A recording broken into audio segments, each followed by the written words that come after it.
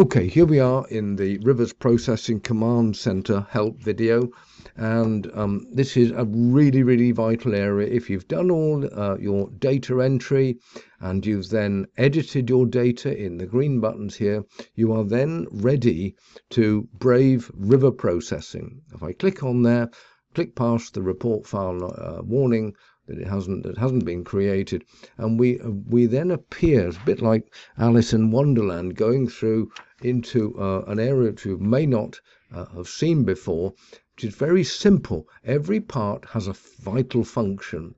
There are 6 areas over the whole block. The top left center is the named rivers, short river name, the address of the clients. They're in a file here. There they are there. And here's the river survey title, where we've got, sometimes we have to click that down to make it fit a bit better in the title block. But all this data here, I've put some rubbish in just to make it work. And if we click preview title block, it will open up Bentley View, which I understand is the, you cannot, if you've got an AutoCAD file in AutoCAD, you cannot see this, which is the DXF live in the background to the title block. Let's get rid of that, but it's really helpful to go into that. It shows everything in the right place, in the right order, where you want it to be, because that data is going to be multiplied into every drawing that you're going to create. In the left middle here, we've got this directory layout options, and here we are here. I'm going to click this, which will actually delete those areas there and recreate them with, I can open it up, just check to see what's in there. I'll bring it in from the other screen. Here we are. So it creates all those directories of which are empty at the moment. This is the NRW format, which is the nth degree, if you like. Everything, they want absolutely everything in there. We can manipulate this after in the, if you look down the bottom right, the magenta post-production area. I'll quickly look at that. You can delete temporary files, convert to a new layout, and then you can right click and even remove all the empty directories that you don't need. That's vitally important in time saving at the back end. But for the moment, we create these directories based upon the river numbering, where everything that is in here in the right hand middle, which is being already created, you can see all these things are green. If there's no project report, it actually is in there somewhere, and they show green. Normally they're just showing like the bottom middle stack there. They'll just show brown. The renamed photographs look like that. That's all been done, so that's why it's come up green. The original photographs are there as well. The photographs renamed are in the subdirectory to the original photographs. And if we want to create modeling data, we can do this by looking here. We put in a DAT file. We can click various bits and bobs, and that will then go in and create this processing there. It's going to create it does hard bed and soft bed. It'll run through and ask you to go through again, and it will create the flood modeler files for these 3 rivers, including the hard and soft bed. Flood modeler looks like that. It's a fairly open looking format. All your river sections at the bottom there, and all of them in the A361 side drain, individual files. So if we go back here, so you click these right hand, they are green at the moment, but they all they start in the brown color and they go like that. So what this system's saying is, I've got a directory structure, I've got all my maps and plans here, and if you click the DXF view, it will then, you can see what you've got in your stack of plotted cross sections. There they are, they're all there ready to be utilized later. I'll shut that down. And as we saw in the last video, more importantly, these exist as very specifically named files. And you'll see in a minute the reason why. We show down here in the bottom right hand area, this is where things happen. That's just a list of trying to tell you what's happening there.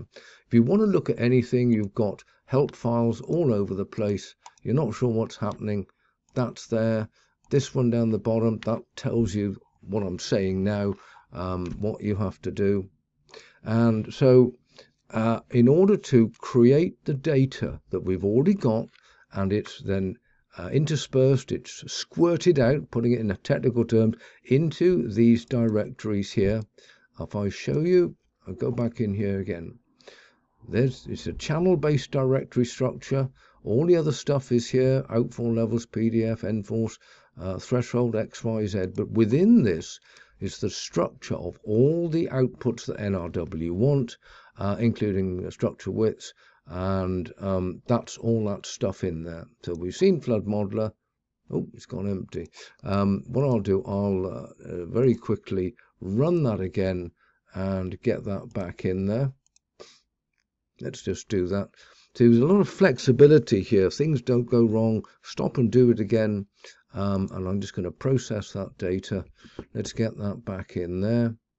And so what I'm meaning is that everything is safe in this system, so that if you said, look, I've messed it up, I don't want this NRW, I've missed data, well, you can just go click NRW, the data all gets deleted, and it sets up a new set of data there.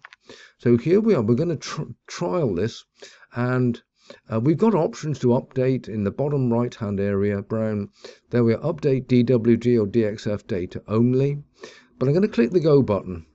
And this is a slightly awkward thing which makes you stop and think. I want to, if I click yes, or if I click no, I can view the DWG DXF processing options. I've already modified the data. I can click yes, and that will leave it unaltered, but it will also create backups. I'm going to click this one. I want to remove all the drawings and produce new DXF and DWGs. DXF will be removed and replaced with newly created versions. And what happens now is the processing stack list. It's done the drawings in the green there. It's copying data, copying 2flow, copying HECRAS, and forget the InfoWorks other rivers data, and it's just done all the photographs as well, because it's completed it, and it's showing you the whole of the system it's created. And we've got this pop-up here which is showing you what to do. Have a read of it, because it's going to stand you in good stead to know exactly what to do. But I'm going to show you very quickly what you have to do. Everything should be in these there we are, castle drain. This is the 2flow format. There we are. There's lots of little chunks of data there. I want to show you what happens in the lead, the first river. It says cross sections and location plan, and you'll find in there your named river DXFs already sitting there. They've been separated out and copied in. You've got the DWG that are waiting to XREF those into, and more importantly, you've got these the T1-5 and the T0-1. I think I can show you here what they do. These are actually in a file in the background here, which is controlling everything. It's controlling the client addresses, their main key plan on the left, various columns. So you've got the name in that row 2, but it's also putting in there the text that you want in the address list, the survey title, surveyor's initials, all that stuff there. And critically, you can change the number of files that you want stacked at the page. Now, if you've got a big survey and you want a lot of cross sections, you could change the this one here to T1-10, or T120. We're defaulting to 5, but this is where you change that. You don't change that, you change this here, and you can put T120, and it will create 20 stacked boxes up there ready to receive everything.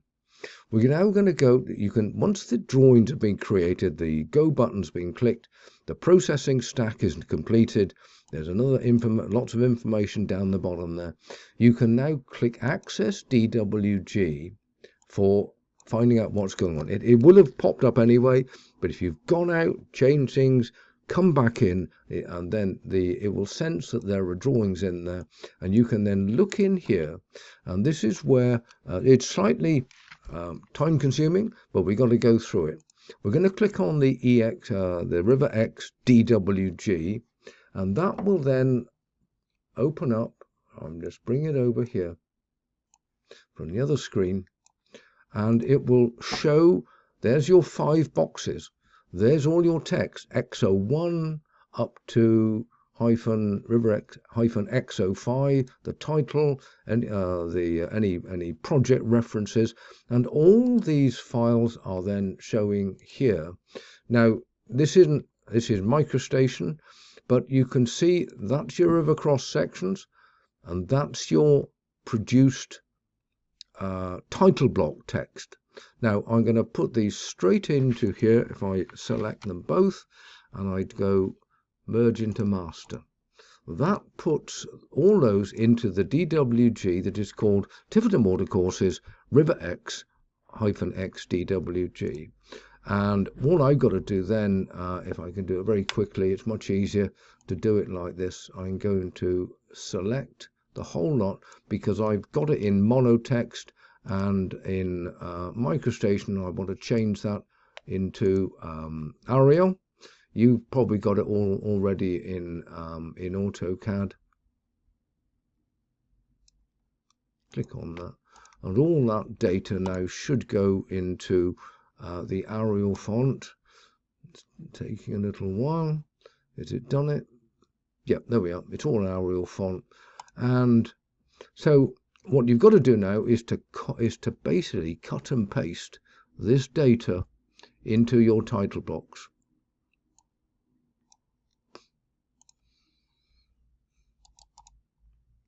And we're going to stick it there.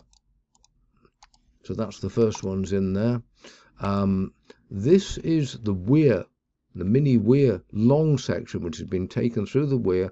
That's going to have to be manipulated round.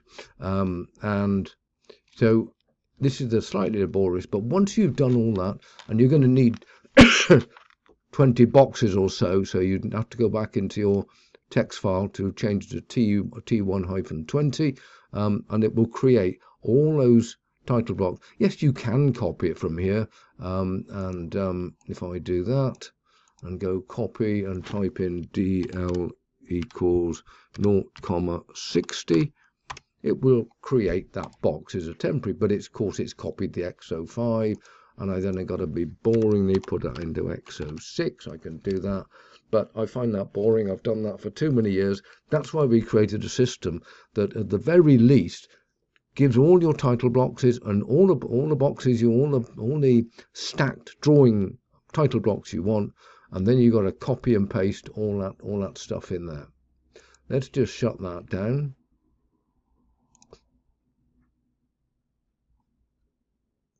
Come on, just get hold of it now. That's going now. And so I've used the T15 DXF. I've used the river cross sections DXF. I'm just going to look into the overall key plan. Now it's unfortunately slightly differently set up, I think, to AutoCAD. But what you're going to find is if I do a zoom all, right at the very top corner is my main plan. Look at that. Everything that has come through from the plot river layout stuff is now found here. All your bank levels, they're either walls or banks, or the outfalls, which are also there, all the cross-sectioned symbols, and it's got all these structure list information. All that has got to be moved and messed around with. But what we want to do now is to go and find a title block that will fit that. Now down here, all these various sizes of boxes are sat there, all correctly titled up. So in what I want to do is to go back up here. Is a 1 in 5,000 going to take it? Yeah, I think it will. So I'm just going to simply go in, and this is what I do in MicroStation. I have to put a fence around it, and there we are. Just going to do that, and I'm then going to copy by overlap that area there, and stick it up around. There it is over there. Stick it around my full geographically positioned plan plot. There we are. So it's all in there. Get rid of that. And that's how I'm creating the overall plan. I don't want that. And there's various other things I want to get rid of. That's all basically copies of stuff. But I'm just going to insert that. So I'm going to say I want all those there merged into my master file. They're all in there now. And I'm just going to do a fence and what we call a void clip delete, which then leaves that all in position there. That's simply how all that stuff comes up. Yes, I've got to change all the text to Arial, so that's slightly laborious, but basically that's all there. I've got to go in there and edit all this stuff, and so that's how the overall plan is created. Now I'm going to go back into look at the long profile very quickly. There's your RiverX-L. It will open up the long section exactly as the others were. We've got a load of stuff. There's a lot of junk in there if you don't need that. We're simply going to merge both those two. So that's the long sections in magenta, and then all the title blocks. We're putting it both into here. You will know how to do it in AutoCAD. Unfortunately, I've never used it, and then we plot the long section. Now you're limited to about 2,000 meters here. Now I haven't chopped it short, but when I plotted the long section, you can stop it short at say 2,000 meters, and it would then create automatically in this area here. You would have one that will fit automatically in the bottom, and the cut-off bit of this main RiverX long section would then appear on the next. So you then put it on the next page up. I've simply put this lot in here to show you, but that is just sitting there. You could use this in a vertical form. It's all there if you want it, and so I'm just going to simply copy that and put that up in there. It clearly goes out inside, but that again, that is the way to put the DXF and the DWGs, put them together. Now this is where the post-production really comes into its own. You've done the hard work, you've got a whole load of temporary files. They're all DXF and BAK files. If you've used the DXF, you've inserted them into drawers, you don't need those anymore. Bing, they're gone. It's gone into every directory that's here, and so you're locked into this magenta box here. But I'm going to convert this to a new layout. Now this is the magic. If I want a normal, I can have an EA format if I want to, and it will put it there. I'm not going to continue that because there they all are in the EA format. I'm going to go to normal and say I want that, and it puts the normal folders in.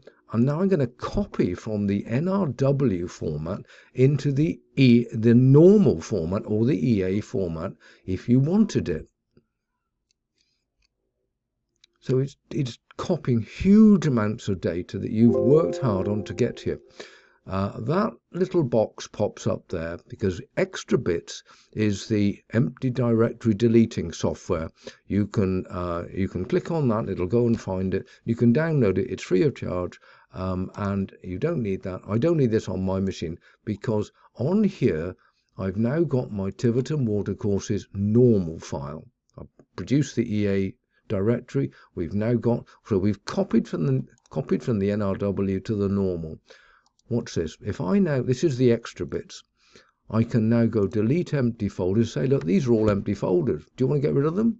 It looks like I don't need them. They were there, but it's best to produce them, and it's the easy way to manipulate. You do not need to go into your created directories, find out what's there, just delete it.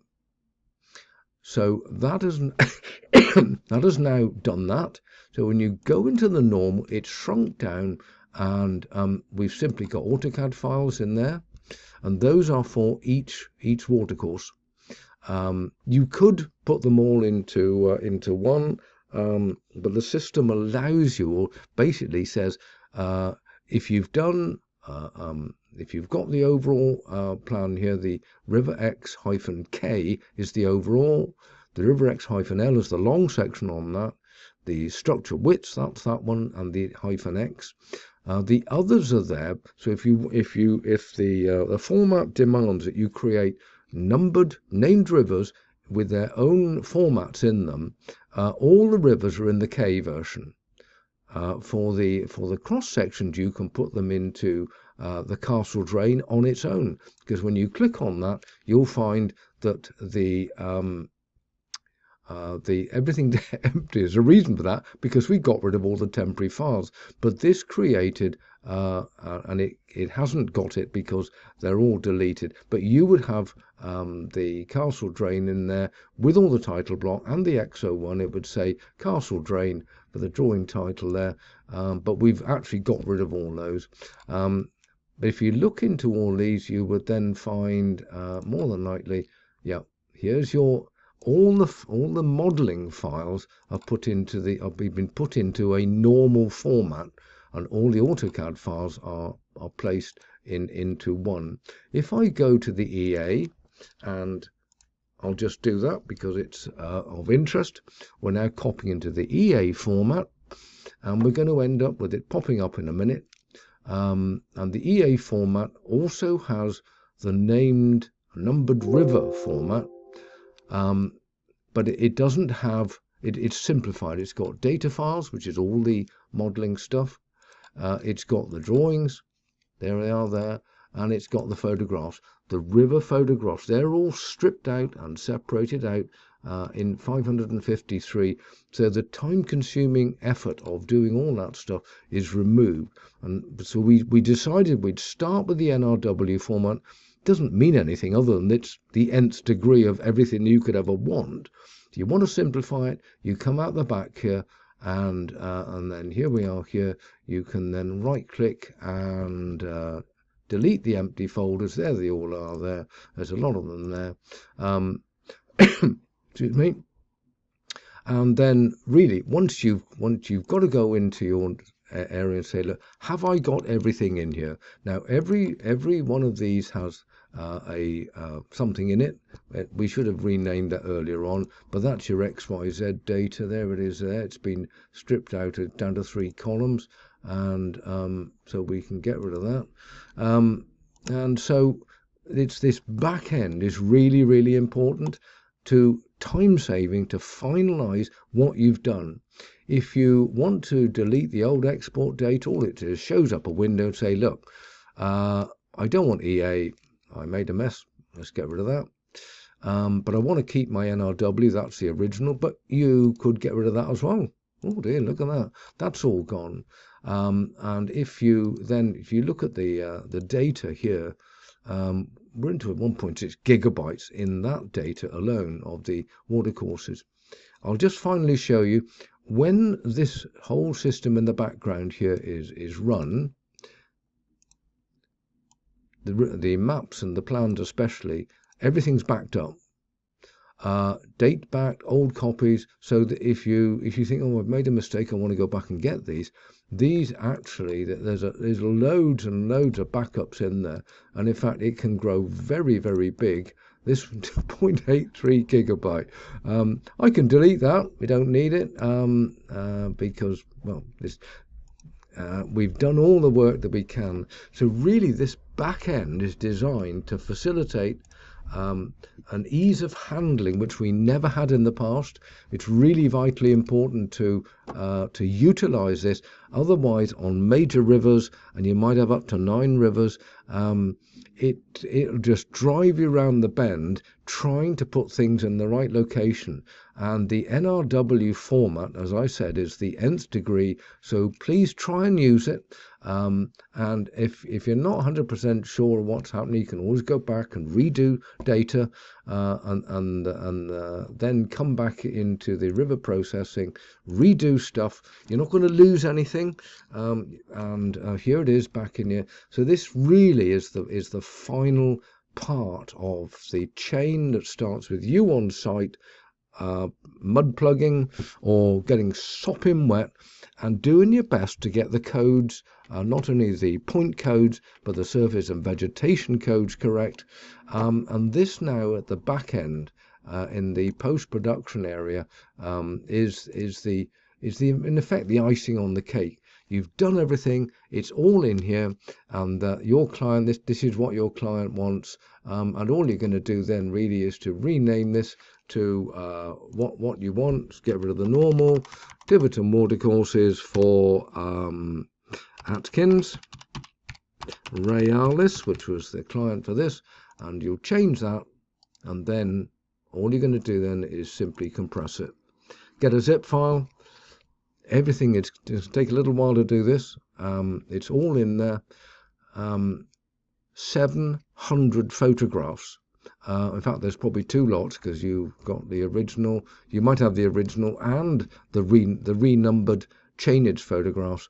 And there they are doing all that sort of stuff. I'll put that out the way. We don't need that now. And so thank you for looking at all this. And I'm going to switch this off. We can go back in there. Don't be afraid. Give it a try. See how much time you save and enjoy pressing buttons and seeing things happen. Thank you for listening. If you've ever got any problems, either get hold of me on 07808 118 412. That's 07808 118 412. Or get hold of Justin and David. They know it almost as well as I do. And I'm going to shut this down now. Thank you for listening, and good river surveying. Well done.